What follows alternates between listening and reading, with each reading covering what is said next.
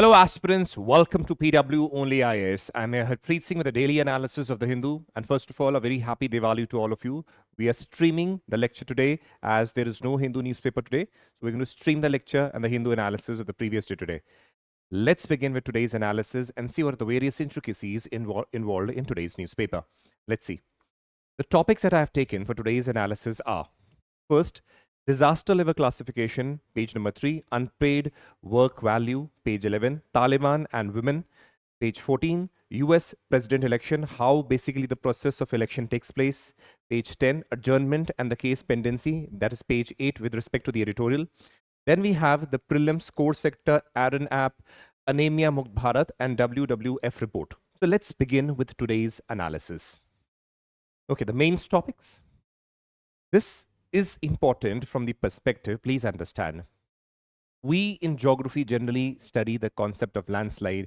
We have studied the landslide in Kerala that took place, a very unfortunate disaster. Now, what important thing over here lies is that there's a word mentioned, L3 category, L3 disaster. Now, what UPSC does is that it tends to pick up these words because everybody would be studying the concept of landslide and the disaster that took place in Kerala, that we've already studied in the previous lectures. But what becomes important is, what does this L3 basically mean?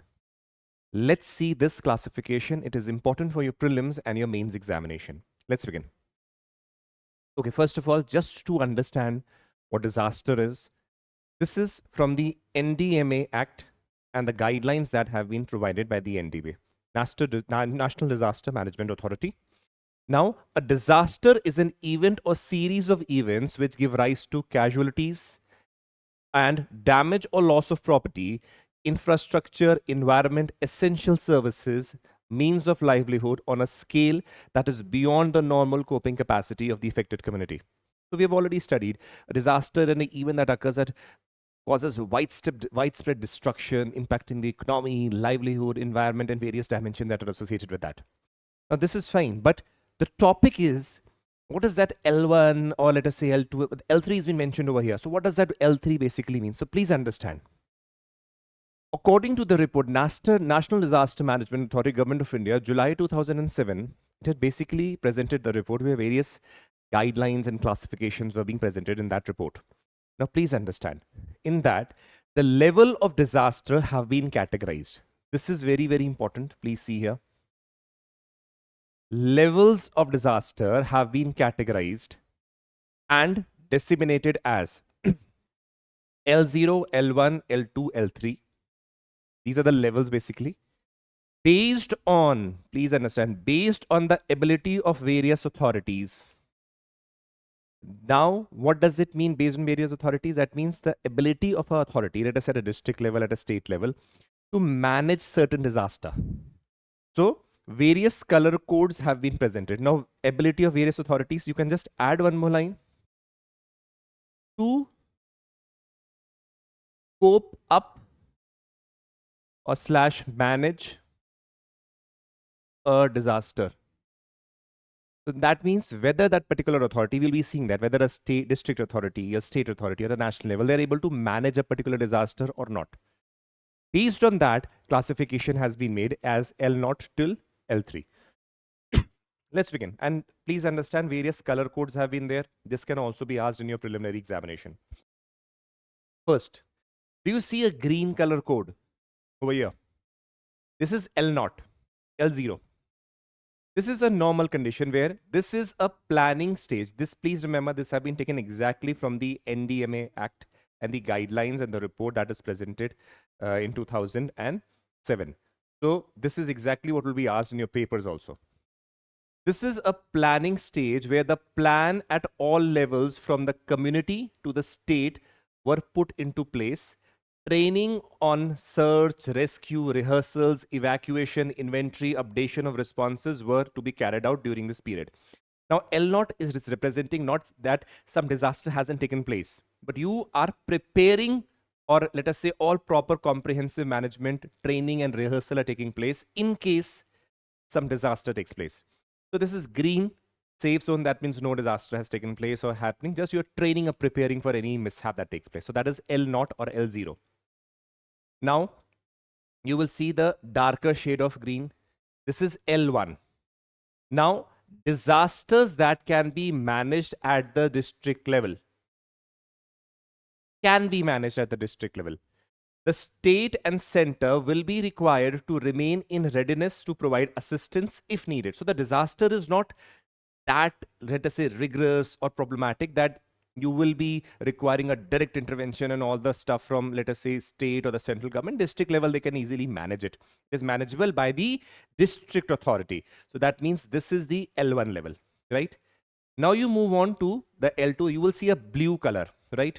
Now see, disaster situations that may require assistance and active participation of the state government and mobilization of the resources at the state level. So that means, let us say the disaster is such, let us say the intensity of the disaster is so much that alone a district cannot manage it. District magistrate over there is responsible for managing, probably because the scale is so wide, the state intervention, the state government intervention is required for the resources. So that means this is the next level, that is L2. Now comes the L3. Now do you see this is a purplish color coding that is there? L3, disaster situation arising from large scale disaster where districts and state may not have the capacity to respond adequately and required assistance from the central government. That means the disaster is so widespread and the intensity so high that it is beyond the capacity of the state or the district, for that matter, district also, to, let us say, respond to it in a proper manner, and the central government assistance will be required over here. That means the intensity of the disaster is very high. Now, when we see L3 being mentioned over here, you have seen L0, that is a rehearsal phase. L1 is a phase which is basically green and lighter green in color, which means that the district level authorities can easily manage the disaster.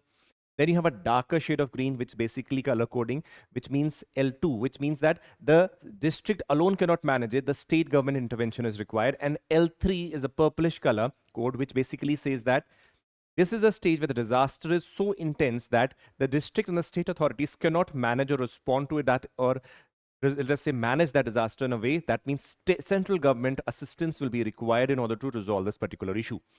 So when we talk about the disaster that took place in Kerala, they are basically, that will be categorized under the L3 category, because it was beyond even from the district or the state's ability to respond or resolve this problem. Now, this again becomes very, very, very important from your prelims and mains perspective. So please, please do remember that, because we generally, when we read in the newspapers, we read about landslides, we've read about Kerala case study, that is fine, but these things we tend to miss out, and that is what creates a problem. Okay, let's move on. Next topic from the mains perspective is page number 11, topic 2, recognizing the economic value of unpaid work in India. Now, this is very discussion mode of topic that is there, right? What I've done is I've taken out data from the newspaper article itself. See what it basically tries to say. We need to understand that. Do you realize at home, your mothers, supposedly they are not working in some corporate, or let us say they're a housewife. Let us assume that. The moment we say housewife, thing that comes into our mind is that she is not working, right? Do you realize that from the morning she gets up, let us say making breakfast, waking you up, doing all the household work, late in the afternoon, packing the lunch, preparing lunch, and after that you realize in the evening when, let us say, students or children are returning, her husband is returning, then dinner preparation, and all the other things are being coordinated. Do you realize that if some other person is hired for that task, let us say for breakfast making, for lunch making, for dinner making, for washing the clothes, for doing all things, do you realize the amount of money that would be spent by the family? That is why we realize that the amount of work that the women are doing at home is something that is unpaid. And we need to recognize that. That is why the case study over here being done focuses or emphasizes that we need to recognize, we need to value, we need to respect the household work which is unpaid, which is being done.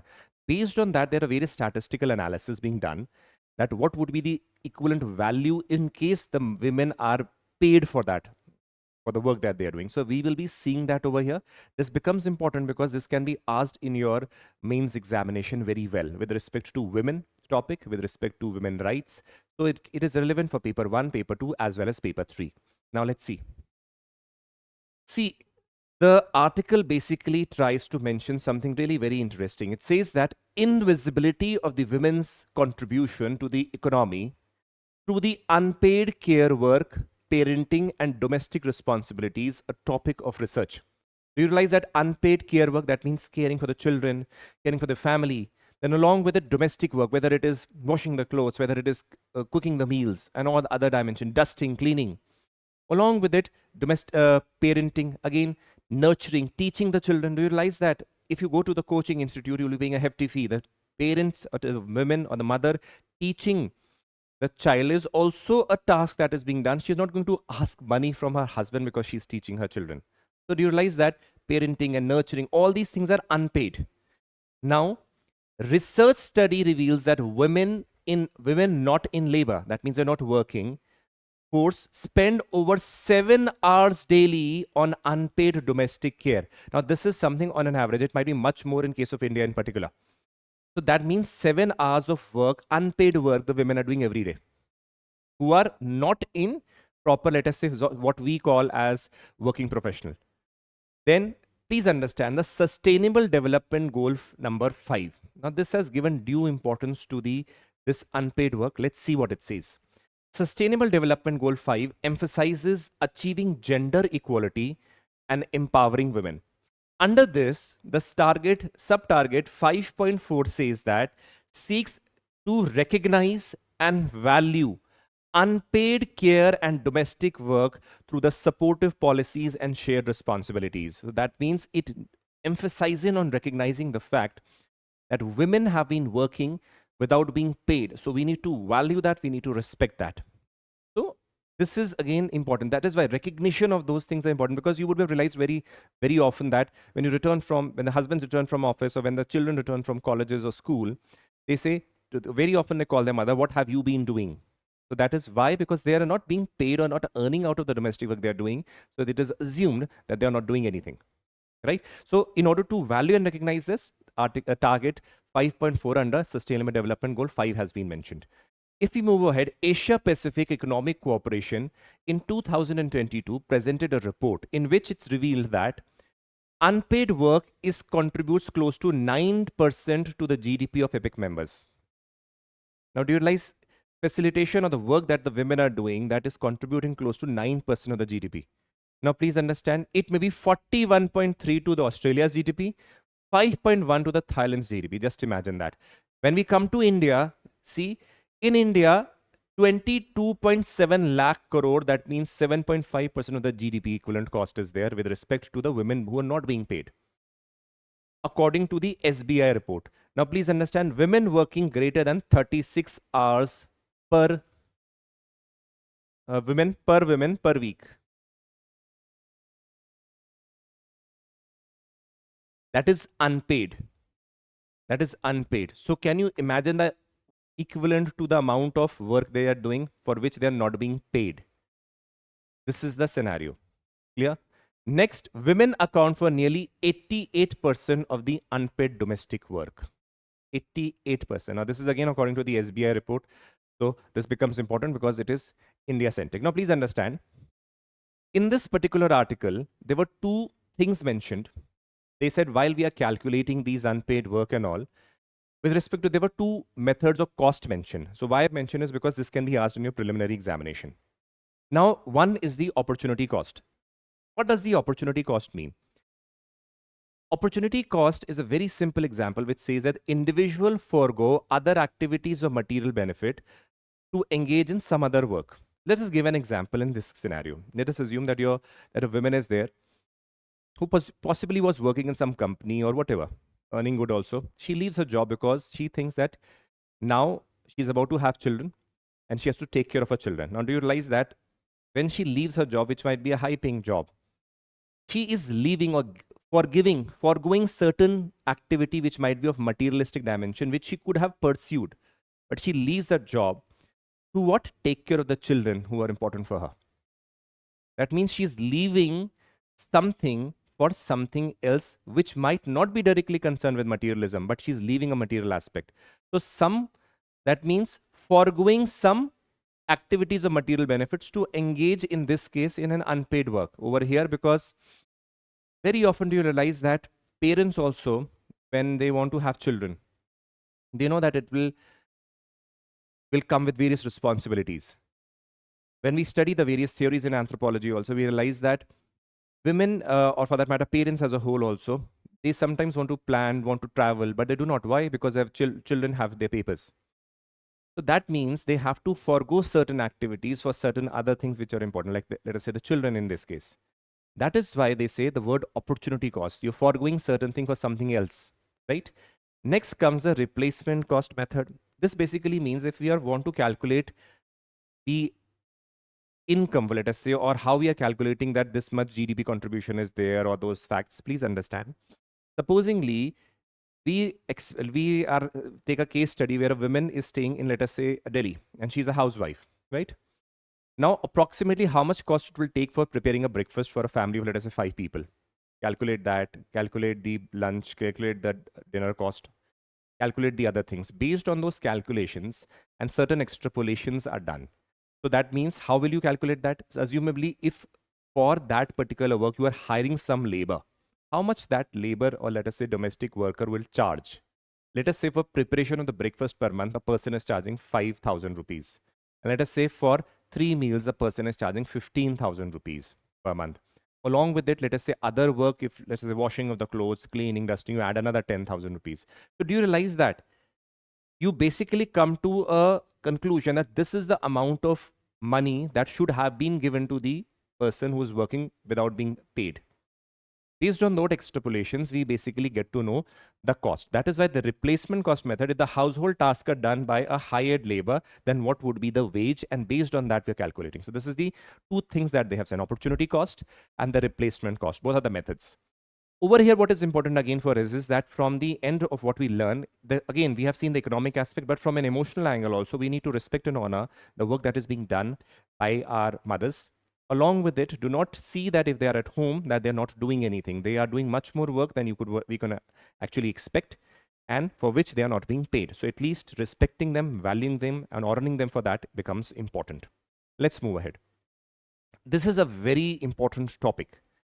Topic number 3, page number 14, which is basically Afghan women cannot pray loudly or recite in front of the other women.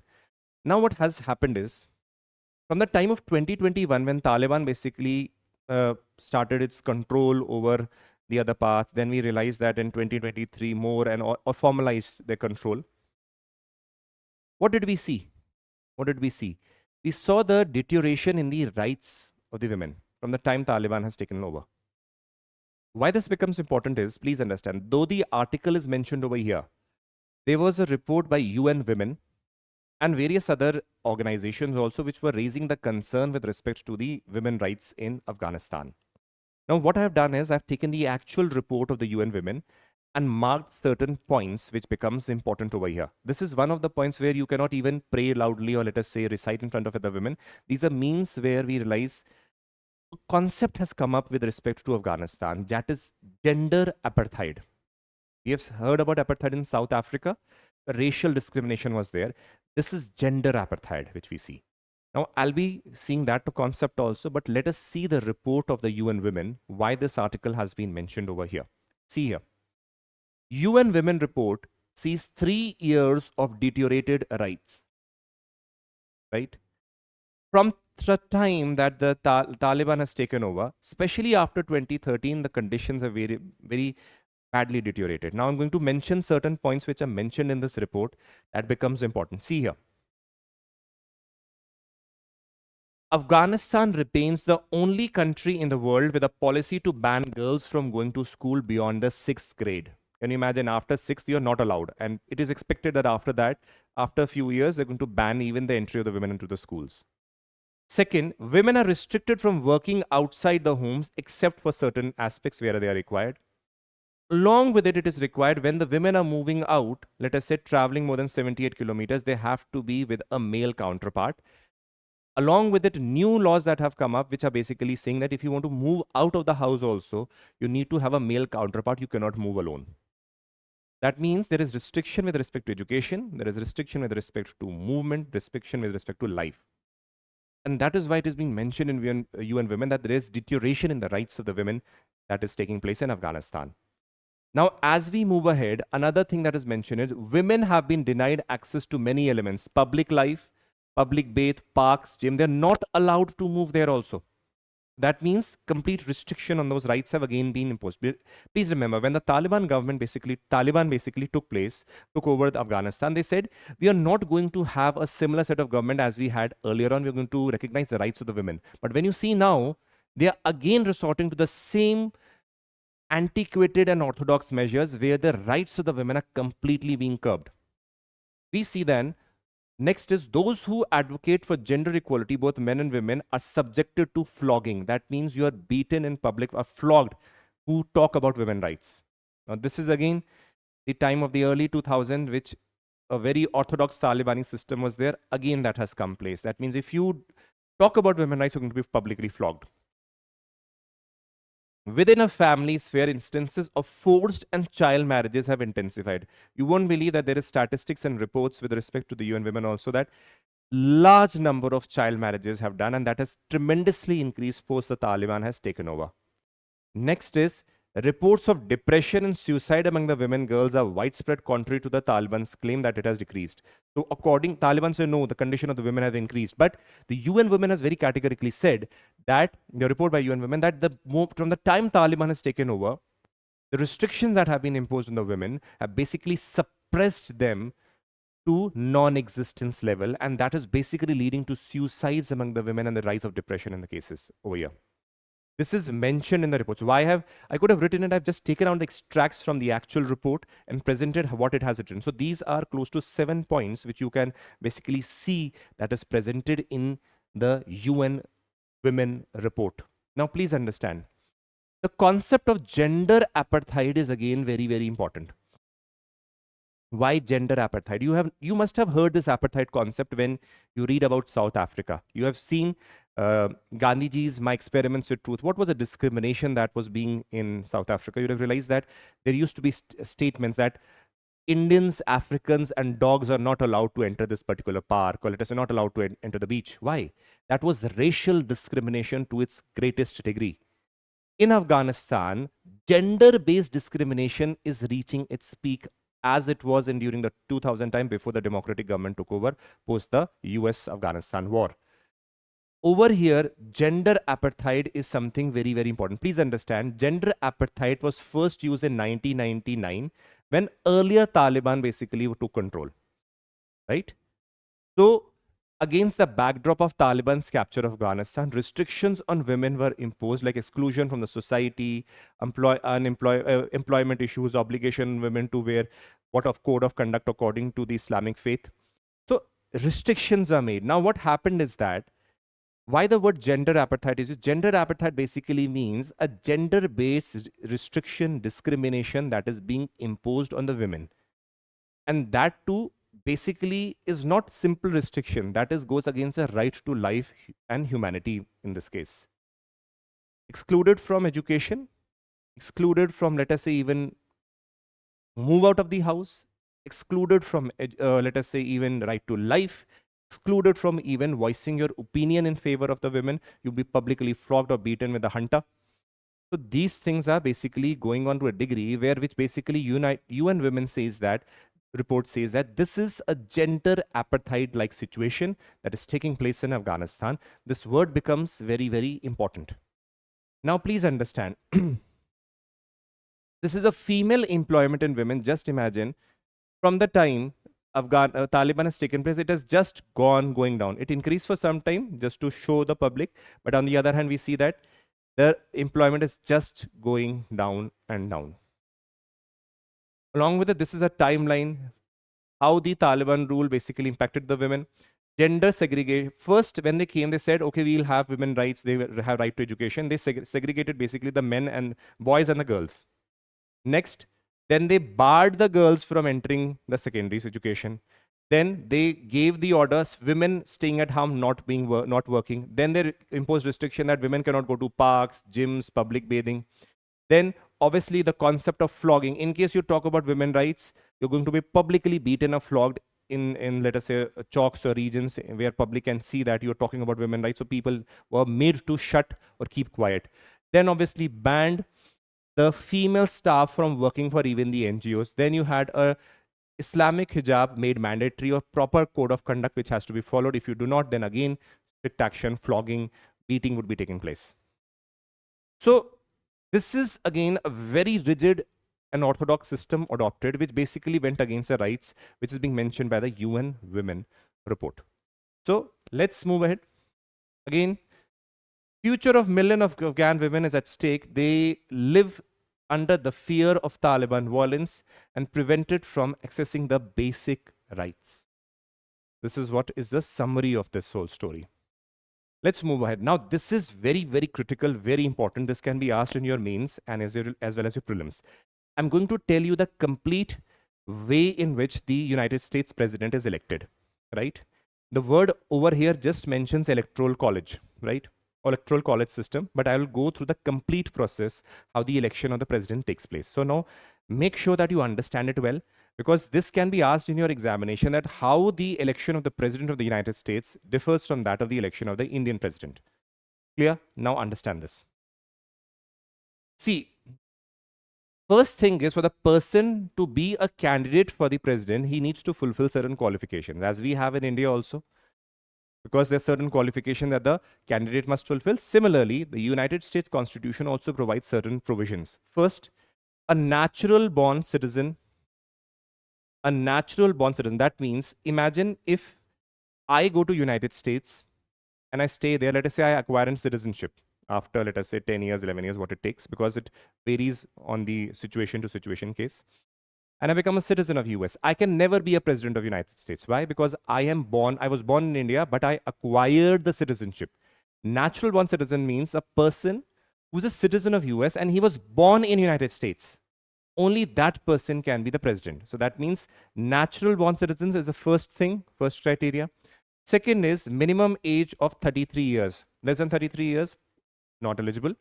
Next is US resident for 14 years. That means it is not that you have, though you are a US citizen, you are staying in some other country for 10 years and before the election you come and say that I'll be contesting. No, you have to be a resident in US for at least 14 years. Okay, for small trips one can go, but not for a very long duration. So that means for a 14-year duration, you have to be resident of the United States. Now these three conditions need to be fulfilled. Only then you'll be eligible for the, let us say, even a candidature of the president of United States, right? First is this. Now, once these conditions have been fulfilled, we go to the step one. One is primaries and caucuses. Now, please understand what it is. Now, see, first of all, many people you would be seeing that across the parties want to be president. Clear? Many people would be wanting that I want to contest for the post of the president of the United States, and it is very obvious. So what will happen? See, many people want to contest, and the people with the similar ideas generally belong to the same political party. Now you have the democratic. See, please understand, though we say two-party system, it doesn't mean that United States has only two parties. It has a lot of other parties also. But the two dominant parties are the Republican and the Democratic. There are other parties also, liberal parties, green parties are also there. So these are the two major parties. So what happens that people within these parties also, let us say within a Republican party, there will be, let us say, 100 people who want to be president. Now, for the party to tell that this is our candidate, there has to be certain process. Similarly, for the other parties also, they want, let us say, this candidate should represent our party, will be supporting him or her. So for that, please understand, first thing would be the people who will be of the similar party, let us say Republican Party, because they are of that party because they have similar ideology. We can assume that to a great extent, the people who are in the Republican Party will have a similar ideology, and those of a Democratic Party will have a similar ideology. Those of a Green Party would be of a similar ideology, right? Now, please understand, because now the candidates from each political party campaign throughout the country to win the party members in their favor. Now, please understand, let us assume within a Republican Party, there will be, let us say 10 people are there. 10 people, or let us say, whatever, 50, 100, whatever number of people, they would be wanting that they want to be as a presidential candidate for that party. What will they do? They will be campaigning throughout the country, throughout the United States, to win the party members in their favor that I should be your representative or presidential candidate for that particular party. Clear? So what we have seen, many people within the parties and obviously in various parties, they want to be president. So now let us take the example of one party, Republican Party. Now there might be many people, let's say 10, 20, 30, 50, 100 people who want to be president. Now these people would be traveling across the country talking to the party members that I should be your presidential candidate. Clear? Now this is the scenario, but we have to come to a conclusion that who should actually be the candidate for that particular party, representing that particular party.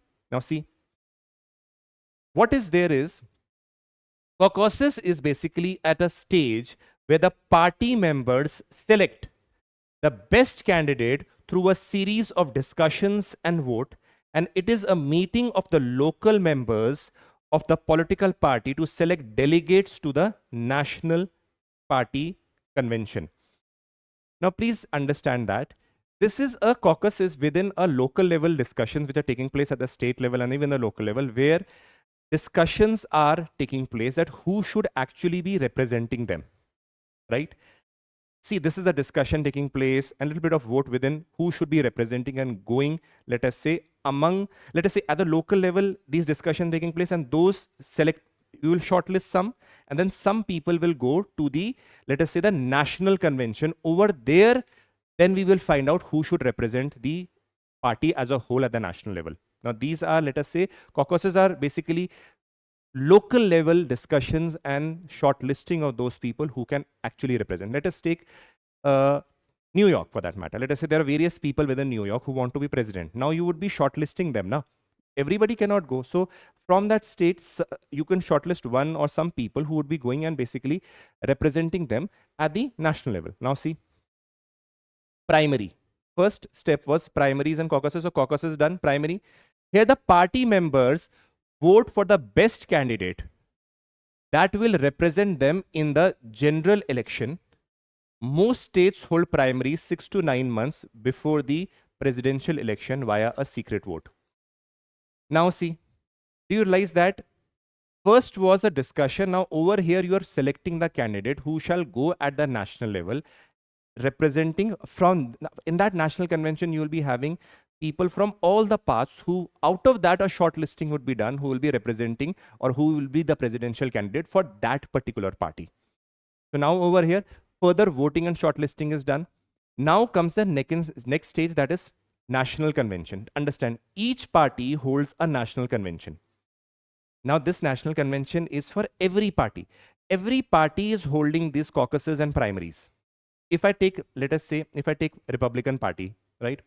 Republican Party, various people would be contesting or wanting to be president. So we realize that we have to resolve this issue and crisis. So what happens? Caucuses are held for every party at a local level that, no, we should shortlist and this person should go. Okay, fine. Then at the primaries, you basically elect who would be actually going at the national level. Because these are local level being selection of the candidate taking place, who will be representing at the national level, who can later become a presidential candidate. Now, once those things are done, we see the concept of national convention.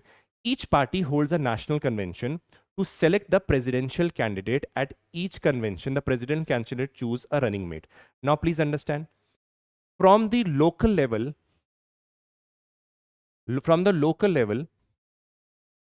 we have those primaries and caucuses. Based on that, every place from every local region, you have a national convention. In that national convention, you'll be having people from all the states coming who can, out of that, we are going to select who will be the presidential candidate. Who will be the presidential candidate for whom? That particular party. Right now, we are not talking about country as a whole. We are talking about a particular party. Every party is going to do this. Right? So, as it's mentioned, each party holds, let us say Republican Party, Democratic Party, Green Party, all these parties will hold the similar primaries, caucuses, and along with that, the national convention. Now, the state delegates go on to the national convention to vote to confirm their choices of the candidate. Now, please understand, the state delegates go to the national convention and confirm who is going to be the candidate who will be basically representing their party. Now, as we move ahead, please understand, now the presidential candidates will campaign throughout the country to gain support of the general population. Please understand, did you realize till this point, national convention, this was a party level event that is going on. Primaries, caucuses being done, national convention being done. After the national convention is done, for Republican Party, also you have a presidential candidate. For a Democratic Party, also you have a presidential candidate. For other also smaller parties, you'll be having their presidential candidates. But the major parties are Democratic and Republic. Now comes the case of the election aspect. Please understand, in United States, the people do not directly vote for the president. Understood? The people do not directly vote for the president. What happens is, please understand, now comes the important thing which the article over here mentions, the electoral college system. This is again very problematic also, but let us see. What is going to happen when the people vote? They are not voting for the president. They are electing, they are basically choosing certain people who are going to be the elector. Please understand that.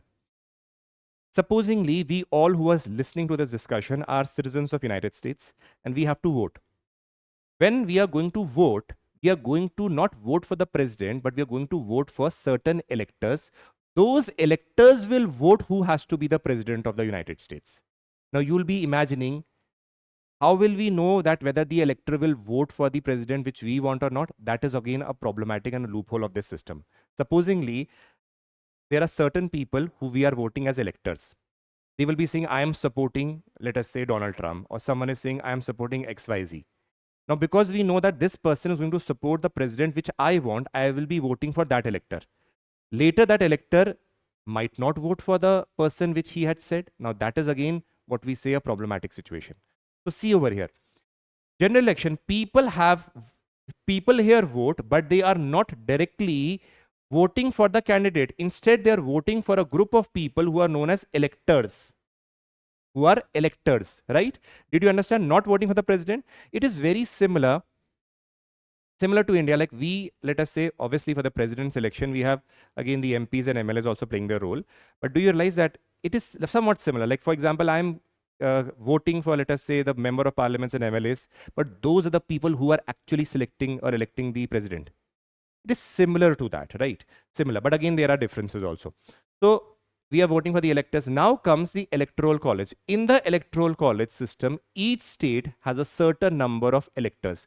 Now, every state is awarded certain number of electors that is based on the number or representation in the Congress. Congress is a parliament of the United States. That means based on the population of the state, the people of that state have to elect certain electors, right? They are predefined. Yeah. Now, as we move ahead, we will be realizing that is currently, I think, 538 across the United States. Clear? Now, based on the representation in the Congress, each elector then casts the following general election, and the candidate who wins more than half wins. That means, please understand, the people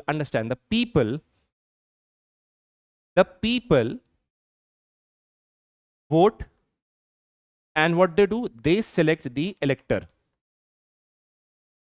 These electors, now the number of electors in every state varies. Certain states, small state might have 5, 6 electors. Some might be having 10 electors depending. So there are close to, let us say, 538 electors. Now these electors, 538, are going to vote who will be the president.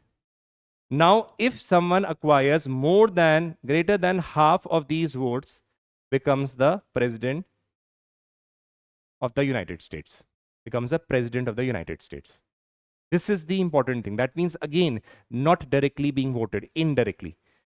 Next, see, we have seen like on March 5 or primary and caucuses in 15 states, Democratic primary, Republican primary, then we have the National Convention in August, July and all. So you've seen that June, July, August, and the presidential election is taking place in the month of November or November 5. So this is again this year's presidential election that is taking place. So you've all realized. Once quick recap. Requirements over here: natural citizen, 33 years and 14 years of residence. Primaries and caucuses for each party. That means each party will have by the time national conventions are held, each party will have its own candidate, and the second person would be the vice presidential candidate. General election, people are voting for the electors, not the United States president. Then we have the electoral college, where the people are voting to select the electors at a 5:30. These electors are basically voting for the president, who wins it greater than 50% of the seats or votes, are basically becomes the president of the United States of America. Right? Let's move ahead. Now, this is again a topic of good importance, because this again has been in the news. It basically states tackling the adjournment, topic number 5, page number 8. It says that adjournment is a point of concern. He says that the National Conference on the District Judiciary, again, this was mentioned in one of the previous articles also, in New Delhi took place, where the Honorable President of India stated that there is issue with respect to delay in the judgments, or let us say cases being resolved. And particularly the people who are poor are the major sufferers. Over here, then he mentions, even during the British time, the Code of Civil Procedure and Code of Criminal Procedure is being still followed to some extent, and that has further created the complexities also. And this delay is again a practice of the British time when we are still continuing with it. As we see that, he said the concept of tribunals were brought into India. Tribunals are specialized courts for special matters which are created. Let us say, why those tribunals are created. We realize that in tribunals, you have judicial members and administrative members also, which tend to have specialization in certain matters, right? Like we have, for example, income tax tribunal, income tax appellate tribunal. Why? The matters regarding that can be easily resolved because specialized, dedicated system or judicial system is there to resolve it or give a judgment. Now, what is going on is that generally in the tribunals were created. So what happened? Tribunals were created in a way to, let us say, bypass the traditional court system where things can be resolved outside only. But what happened? Issues that crept in was that though the tribunals are always dedicated and told that you have to resolve the issue within certain deadline, those deadlines are never followed. Special courts being created, deadlines are not followed. Another thing is that though the tribunals were expected not to, let us say, be outside the system, and it was in various cases we have heard that provisions have been made that their judgments cannot be challenged in the court. But we realize that Supreme Court had basically said that the jurisdiction of the tribunal cannot lie outside the jurisdiction of the traditional judiciary, that is the Supreme Court and the High Court also for that matter. That means, again, the judgment of a tribunal can be challenged in the Supreme Court also. So these cases have, again, cases by cases, appellate aspect are basically delayed the resolution process that is taking place, which is basically mentioned over here. Then over here, when we realize that one dimension is this, but when we see over here, there's a very important thing that is mentioned. He said the major issue in today's judiciary is that the judge population ratio. There are 21 judges per 1 million population in India. You can imagine the number of crimes taking place and the judges that are there. It becomes almost impossible for the judge to basically resolve the problems that are there, because the population is so huge and the cases that come up are in such high number. As we move ahead, the Law Commission states that there should be at least 50 judges per million population, which we have 21. That is less than even the half what is expected. If we move ahead, we realize that there are other dimensions that are present or the problems. First was the poor judge and the poor judge population ratio. Second is with respect to the vacant post. Please understand, the vacant post also create a lot of issue. You would have seen that the high courts primarily are working at 60 to 70% of their strength, and those seats are not being filled. So that is again a major concern. Second is additional charges to 2 or more courts. It is happening that sometimes the judges is given the task of 2 or more high courts as additional judge. That creates a burden on the judge, and he is not able to manage both the cases. Again, the efficiency decreases. So it is better to have more judges. Next is passing a law without prior judicial impact. What we do is we pass a law in the parliament and saying that we will be having tribunals, we will be having special courts. Do you have the judges for that? No. So what happens that again, though the law states that the issue will be resolved within timeline, but it is not. Next, inordinate delay in bringing the witness to the court. Again, bringing the witness to the court itself creates a lot of time, and that itself has a ripple effect upon the judgments being delivered. Next is again 30% vacancies in the courts. Then the another aspect is that Supreme Court's appellate jurisdiction, where Supreme Court very often we realize that people from the lower court or even from the tribunals tend to repeatedly go to the Supreme Court. The Supreme Court has very categorically said it is a constitutional court and its focus should be on the constitutional matters. But what happens again, it has an appellate jurisdiction power where you can appeal from the lower courts to the upper court or the higher judiciary. So lot of cases being repeatedly going to the Supreme Court creates a lot of issue. Along with it, very unnecessary cases which could have been resolved at the local courts are not done. That again delays the time. Again, what happens is, here he is mentioning that MJ Rao committee has also mentioned that concept of mediation, or let us say alternative dispute resolution mechanism, should basically be adopted, which will resolve the issue before they come to the court even. So, or ADR, even the Administrative Reform Commission basically mentions about the mechanism of alternative dispute resolution. So this is a thing. Over here I've mentioned three things: arbitration, mediation, and conciliation. Let us see it in a way. These are alternative dispute resolution methods. Arbitration is a litigation which is outside the court, which results in an award like an order. That means it is a litigation where, again, a third party is there, where you're basically arbitrating, and what is being told to you is something binding on you. You will be realizing that. Conciliation is a form of arbitration, but it is less formal in nature compared to arbitration. It is a process of providing harmonious resolution between the parties. That means a third member is there, a harmonious. It is less formal. Arbitration is more formal between the people to resolve the disputes. Mediation is a neutral third party, aims to assist the parties in arriving a mutually agreeable solution. That means they will tell you, okay, do this, okay, we'll agree on this. So that means instead of going to the court and wasting the court's time, you can settle it outside. Similarly, it is binding on the parties whether they agree or not. There is no right to enforce the decision of the parties. There is no binding decision. So again, arbitration, that is why becomes important, because its decision is binding. Otherwise, in case of conciliation, mediation, what happens? People tend to again go to the court. So then double time is wasted. Arbitrator has the power to enforce the decision. Conciliator does not have the power. The decision made by the mediator is not enforceable like an arbitrary award. Prior agreement is required. Prior agreement is not required. Prior agreement is not required. Cases over here: damages in case of breach of contract matter, or let us say conciliation, resolving the disputes between contractor and subcontractor, or commercial transaction, let us say mediation. So we realize that over here, because the agreement is binding, a prior agreement will be required over here. That is why we realize that arbitration is a very alternative, better method. Along with it, obviously, we have conciliation and mediation, which can be done or practiced before we even burden the court. Clear? Okay, let's move ahead. Prelims topics. Core sector. Topic 1, page number 1. See what are core sectors. We have already covered them in previous articles also, but let's see them. These are the main or key industries that constitute the core of the economy. These are 8 sectors that are considered to be the core sector. The 8 core sectors in the decreasing order of the weightage are: first, refinery, then electricity, steel, coal, crude oil, natural gas, cements, and fertilizer. These are those aspects which are very important for or core of the Indian economy. Their growth automatically has a ripple effect on the economy as a whole. So that is why we realize that we have seen over here that core sector output is slowing. So that is basically going to have an impact on the overall economic situation.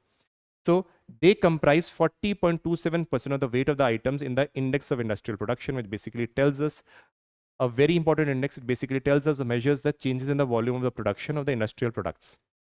Now, this is again seen as a measure for telling us or studying the aspect of the core sector. This can be asked in your paper also. Index of Industrial Production, compiled by the National Statistical Office, Ministry of Statistics and Program Implementation. A composite indicator that measures the growth sector on the industry groups, broad sectors, user-based sectors. Again, the base is 2011 and 12. Now, this is again the weightage that is being provided, which I've already mentioned over here. This can be asked. This has been asked in your papers also. So core sector is slumping, the growth is decreasing. So what happens? It is going to have an impact on, again, that means that demand issues are there, inflation is there. So we realize that automatically a slump in the economy will denote, let us say, growth impacts should be there. Along with it, let us say investment can be hurt. We also have seen that the foreign portfolio investors are basically moving out to China. Why? Because we realize that the high inflation is there in India. In that case, in case of China, we realize that better, or let us say better returns are being provided. So we realize that overall, the overall aspect of the core sector, if decreasing, you realize that it is showing you that, let us say, the economy as a whole is suffering in a way. You realize that electricity, steel, coal, crude oil, natural gas, cement, these are those sectors which are important for, let us say, your construction activities, infrastructure building. When there is slower slump in this, that means overall development, or let us say economic, is being impacted. That is why there is an important aspect of studying this for prelims as well as mains. Let's move ahead. ARIN-AP, what is it?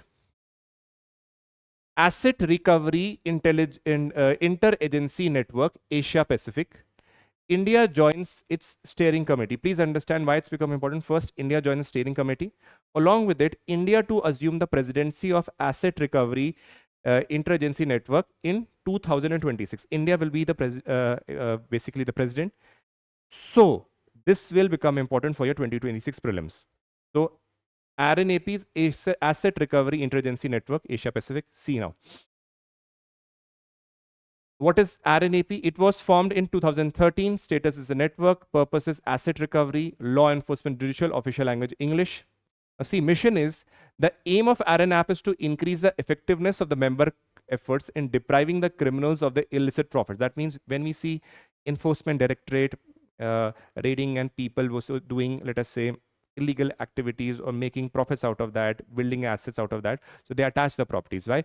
We realize that this is a network basically connecting the enforcement agencies of the various countries so that the criminal activities and the proceeds out of that are not used for, let us say, their profiteering and misuse. So what we say that effectiveness of the members in depriving the criminals of their illicit profits in a multi-agency basis by establishing a center of professional network and proceeds of the crime. So what is the objectives? Focus on the proceeds of all crimes within the framework of international obligation, establish itself as a center of expertise, promote exchange of information, establish a network of contact, point solid international network, research and development, facilitate promotion of banning or tackling of such proceeds, act as an advisory group, cooperate with the private sector. That means it is basically a agency across various countries are here, who basically cooperating in case of those criminals who are using the illicit money for building or making profits, and in order to resolve that particular problem. So what is enforcement directorate doing in India? It is like the enforcement directorates of the other countries also working together, because crimes nowadays are not limited to one country. There are investments of money being, let us say, through hawala being transferred to the other countries, that is money laundering. So they need interagency cooperation in order to resolve those issues. So the secretariat is in, again, Korea, South Korea, please, not North Korea, right? Presidency, please understand, is from 2013, South Korea, Australia, Japan, Mongolia, and all these. 2025 is Mongolia, and 2026 is India. This is the official statement of the press release by the Enforcement Directorate, which says that India to take up the presidency in 2026. Clear? Now the members, there are 28 members over here. Please understand, 28 members are there and 10 observers are here. Members, Australia, Brunei, Cambodia, Chinese, Taipei, Cook Islands, India. Now India is a member, first of all. India, Indonesia, Japan, Kazakhstan, South Korea, Malaysia, Maldives, Mongolia, Myanmar, New Zealand, Nepal, Kyrgyzstan, Pakistan, Palau, Papua New Guinea, Philippines, Singapore, Sri Lanka, Thailand, Timor, Tonga, Vietnam, and Tuvalu. So we realize that countries like United States, United Kingdom, these are not the members. So one should be very careful when you see this PPT also. The major countries are not the members. Other major countries, except for, let us say, Australia, Japan, the other Western world countries are not the members.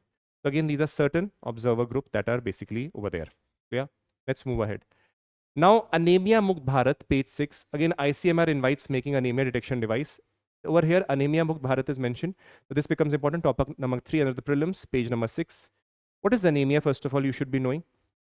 Anemia is a condition where blood is producing lower than the normal amount of healthy RBCs or hemoglobin.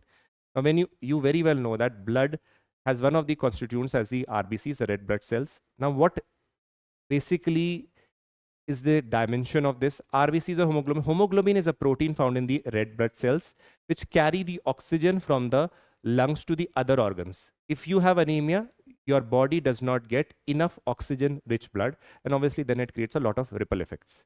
There can be various anemia. Generally, we study iron deficiency, there can be sickle cell anemia, there can be thalassemia for that matter, vitamin deficiency anemia, aplastic anemia. So there are various types of anemias there.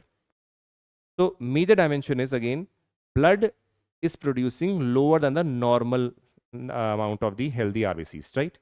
Now please, in India, the prevalence of anemia is very large at every level. According to National Family Health Survey, Men 15 to 49, 25% have anemia. Women 15 to 49, 57%. Just imagine the number.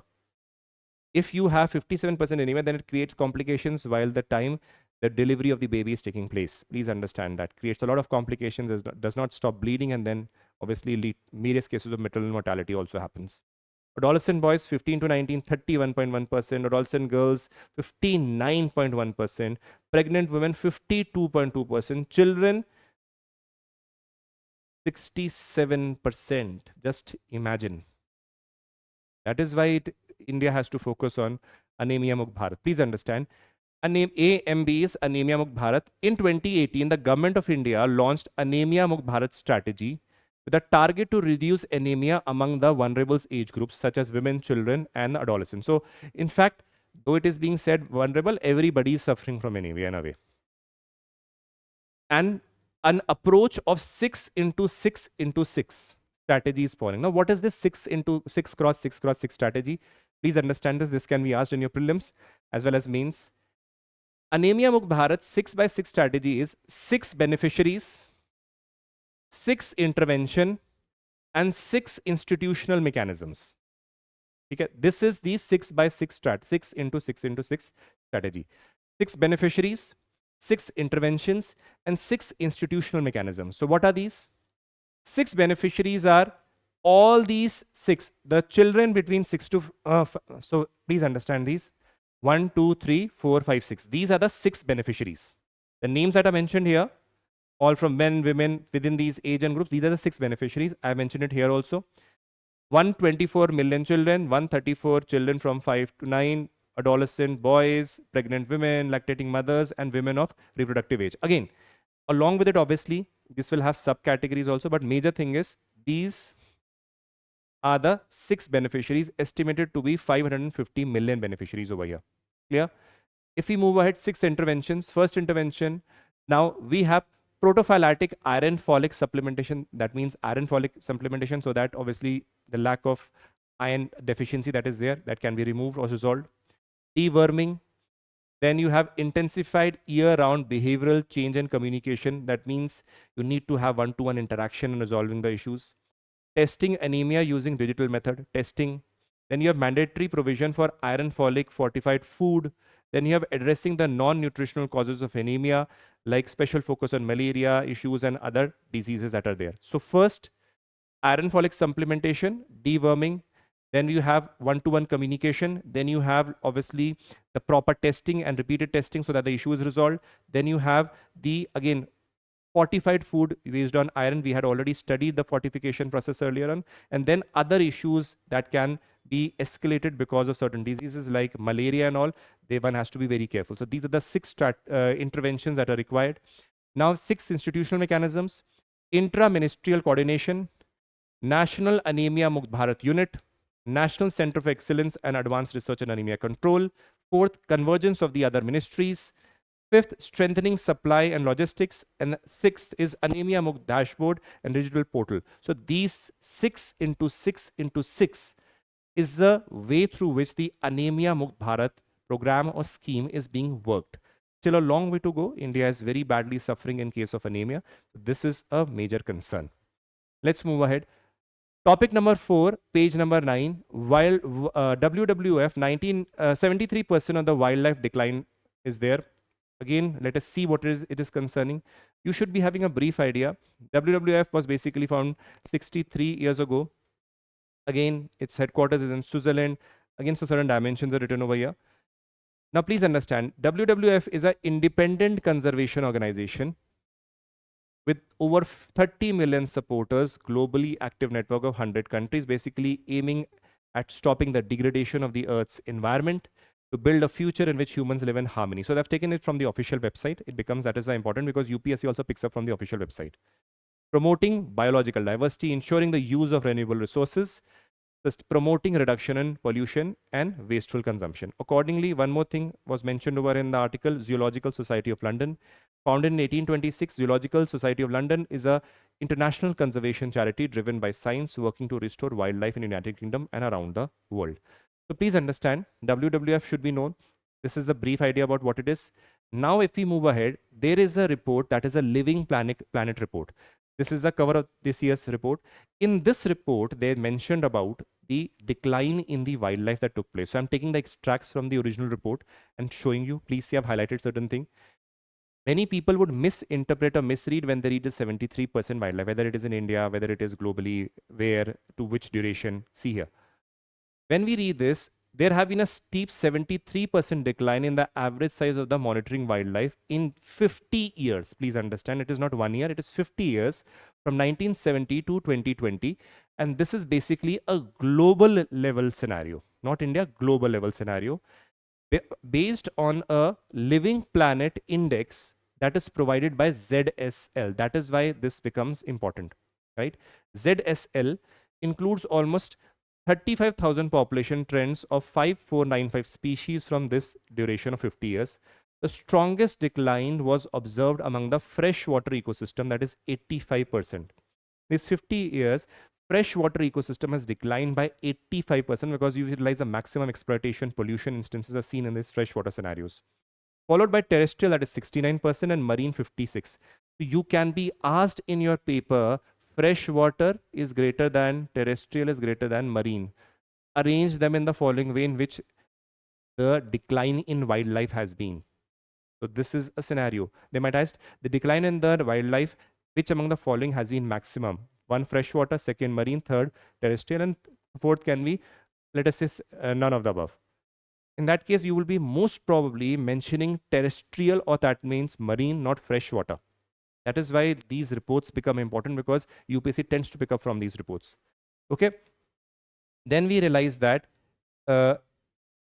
most reported threat in the wildlife population is around the world, followed by overexploitation, invasive species, and diseases.